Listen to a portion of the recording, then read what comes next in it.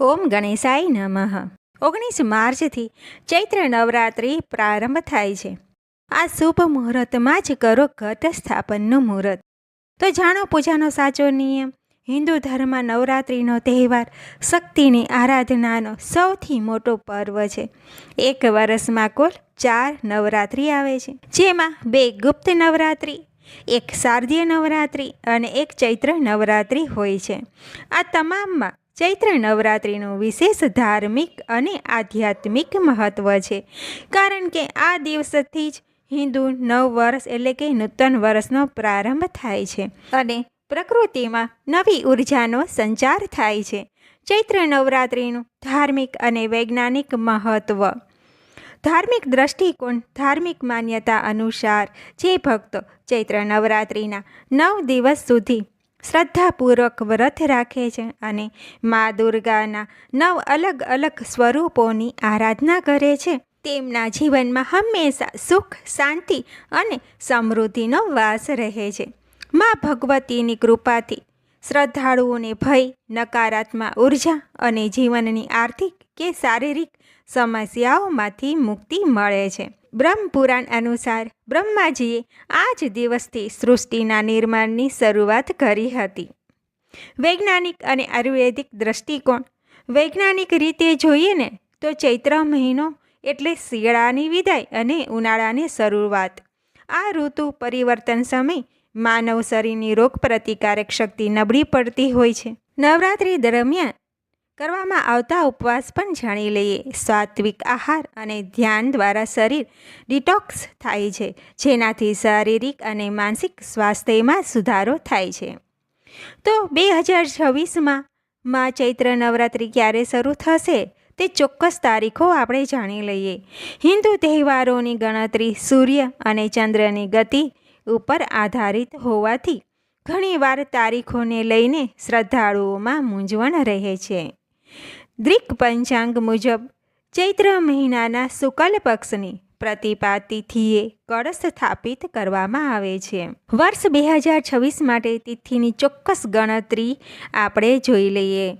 પ્રતિપા તિથિનો પ્રારંભ 19 માર્ચે થાય છે. 2026ના રોજ એટલે કે ગુરુવારે સવારે 6:52 વાગે પ્રતિપા તિથિની સમાપ્તિ થાય છે, જ્યારે 20 માર્ચ 2026ના રોજ સવારે 4:52 વાગે ઉદય તિથિ અને પ્રતિપાદના પ્રારંભને ધ્યાનમાં લેતા ચૈત્ર નવરાત્રિ 19 માર્ચ 2026 ગુરુવારથી શરૂ થશે અને 9 દિવસની આરાધના બાદ 27 માર્ચ 2026 શુક્રવારના રોજ પૂરી થશે.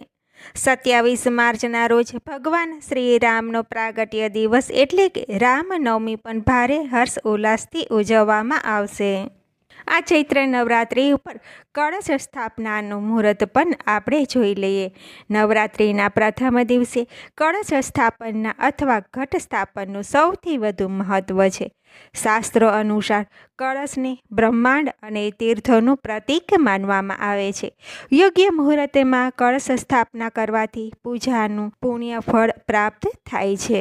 પંચાંગ અનુસાર 19 માર્ચ 2026ના રોજ કળશ સ્થાપના માટેના 2 શ્રેષ્ઠ મુહૂર્ત નીચે મુજબ છે. પ્રાતઃકાળના ઘટ સ્થાપનનું મુહૂર્ત છે સવારે 6:52 થી સવારે 7:42 સુધી. તેનો સમયગાળો છે 50 મિનિટનો. અભિજીત મુહૂર્ત છે બપોરનો સમય. તે મુહૂર્ત 12:04 થી બપોરના 12:53 સુધી. તેનો સમયગાળો છે 49 મિનિટનો. નિષ્ણાંતની સલાહ અમાવસ્યાના સમયગાળામાં કે રાત્રિના સમયે ક્યારેય કળશ સ્થાપના કરવી જોઈએ નહીં. બને ત્યાં સુધી સવારના પ્રથમ મુહૂર્તમાં જ માતાજીનું આહ્વાન કરવું સૌથી ઉત્તમ માનવામાં આવે છે. કળશ સ્થાપનાની સંપૂર્ણ વૈદિક વિધિ આપણે અહીં જોઈએ. જો તમે ઘરે જાતે જ કળશ સ્થાપના કરી રહ્યા છો તો નીચે આપેલી સરળ પણ શાસ્ત્રક વિધિનું પાલન કરો. કળશ સ્થાપના માટે જરૂરી સામગ્રી જોઈ લઈએ. માટીનો કળશ એટલે કે ઘડો. જવ એટલે કે જવેરા વાવવા માટે શુદ્ધ માટી, ગંગાજળ, સોપારી, સિક્કો, લવિંગ, એલચી, આસોપાલવ અથવા આંબાના 5 પાન, નારિયેળ, લાલ કપડાં અને નાળાછડી. હવે આપણે કેવી રીતે સ્થાપના કરવી તેની વિધિ પણ જોઈ લઈએ. સવારે વહેલા ઉઠી સ્નાન કરી સ્વસ્થ વસ્ત્રો ધારણ કરો. ઘરના મંદિરમાં ઈશાન ખૂણામાં એટલે કે ઉત્તર પૂર્વ દિશા લાકડાનો બાજટ ગોઠવો. બાજટ ઉપર લાલ કે પીળું વસ્ત્ર પાથરીને તેના ઉપર ચોખા એટલે કે અક્ષતથી અષ્ટદળ કમળ બનાવો. માટીનો એક પાત્રમાં શુદ્ધ માટી ભરી તેમાં જવ વાવો. આ પાત્રની વચ્ચે પાણીથી ભરેલો કળશ મૂકો.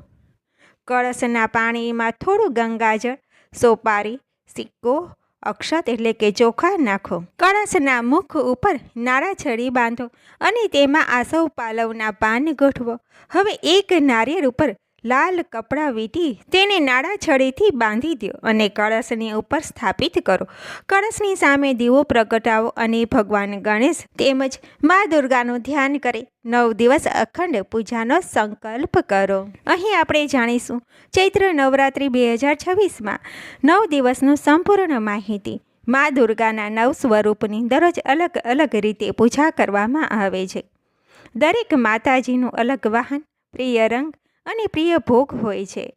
તો પહેલા દિવસે 19 માર્ચ 2026 ગુરુવાર મા શૈલપુત્રીની પૂજા કેવી રીતે કરવી અને તેનું મહત્વ જોઈએ. હિમાલયની પુત્રી હોવાથી તેમને શૈલપુત્રી કહેવાય છે. કળશ સ્થાપના આજના દિવસે થાય છે. પ્રિય રંગ તેમનો પીળો છે. તેમને ભોગમાં ગાયના ઘીમાંથી બનાવેલી મીઠાઈ. બીજા દિવસે 20 માર્ચ 2024 શુક્રવાર મા બ્રહ્મચારિણીની પૂજા થાય છે. તેમનું મહત્વ જ્ઞાન, તપ અને વૈરાગ્યની દેવી છે. તેમનો પ્રિય રંગ લીલો છે. તેમને ભોગમાં સાકર અને પંચામૃત ધરાવાય છે. ત્રીજો દિવસ 21 માર્ચ 2026 શનિવાર મા ચંદ્રઘંટાની પૂજા થાય છે. તેમનું મહત્વ માતાના મસ્તક ઉપર ઘંટા એટલે કે ઘંટડી આકારનો અર્ધચંદ્ર છે. તેઓ શાંતિ અને કલ્યાણના પ્રતીક છે. તેમનો પ્રિય રંગ ભૂખરો ગ્રે કલર છે. ભોગમાં દૂધ કે દૂધની બનાવટ જેમ કે ખીર. ચોથો દિવસ 22 માર્ચ 2026 રવિવાર મા કુષ્માંડાની પૂજા થાય છે. તેમનું મહત્વ પોતાના મંદ હાસ્યથી બ્રહ્માંડની રચના કરનાર દેવી. તેમનો પ્રિય રંગ નારંગી એટલે કે ઓરેન્જ છે. ભોગમાં માલ પુવા ધરાવાય છે. પાંચમો દિવસ 23 માર્ચ 2026 સોમવાર મા સ્કંદ માતાની પૂજા થાય છે. તેમનું મહત્વ ભગવાન કાર્તિકેય સ્કંદની માતા. સંતાન પ્રાપ્તિ માટે તેમની વિશેષ પૂજા થાય છે. તેમનો પ્રિય રંગ સફેદ છે. તેમને ભોગમાં કેળા ધરાવવામાં આવે છે. છઠ્ઠો દિવસ 24 માર્ચ 2026 મંગળવાર મા કાત્યાની માની પૂજા કરવામાં આવે છે. મહત્વ એમનું મહિષાસુરનો વધ કરવા માટે ઋષિ કાત્યાયનના ઘરે પુત્રી રૂપે જન્મ લીધો હતો. પ્રિય રંગ લાલ. ભોગમાં મધ ધરાવવામાં આવે છે. સાતમો દિવસ 25 માર્ચ 2026 બુધવાર મા કાલરાત્રિની પૂજા કરવામાં આવે છે. તેમનું મહત્વ છે શક્તિનું સૌથી રૌદ્ર સ્વરૂપ જે શત્રુઓ અને નકારાત્મક શક્તિઓનો નાશ કરે છે. તેમનો રંગ પ્રિય વાદળી છે. તેને ભોગમાં ગોળ ચડાવવામાં આવે છે. આઠમો દિવસ 26 માર્ચ 2026 એટલે કે ગુરુવાર મા મહાગૌરીની પૂજા કરવામાં આવે છે એટલે કે મહાઅષ્ટમી. તેમનું મહત્વ છે આ દિવસે કન્યા પૂજનનું વિશેષ મહત્વ છે. અષ્ટમીના દિવસે હવન કરવામાં આવે છે. તેમનો રંગ પ્રિય ગુલાબી છે અને ભોગમાં નારિયેળ ચડાવવામાં આવે છે. નવમો દિવસ 27 માર્ચ 2026 શુક્રવાર મા સિદ્ધિદાત્રીની પૂજા. મહાનવમી અને રામનવમી બંને ગણાય છે.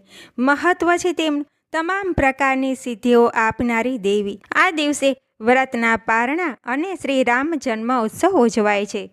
પ્રિય રંગ જાંબલી છે. તેમને ભોગ તલ ધરાવવામાં આવે છે. આ નવરાત્રિનો જ્યોતિષીય પ્રભાવ અને ગ્રહ ગોચર જ્યોતિષશાસ્ત્ર અનુસાર ચૈત્ર નવરાત્રિ દરમિયાન ગ્રહોની સ્થિતિમાં પણ મોટો ફેરફાર થઈ રહ્યો છે. નવરાત્રિની શરૂઆત ગુરુવારથી થઈ રહી છે જેને ખૂબ જ શુભ સંકેત માનવામાં આવે છે. વધુમાં આ સમયગાળાની આસપાસ શનિદેવ અસ્ત થશે જેના કારણે શનિની સાડાસાતી અને ધૈર્યથી પીડિતા જાતકોને ખાસ કરીને 4 રાશિઓને મોટી રાહત મળશે.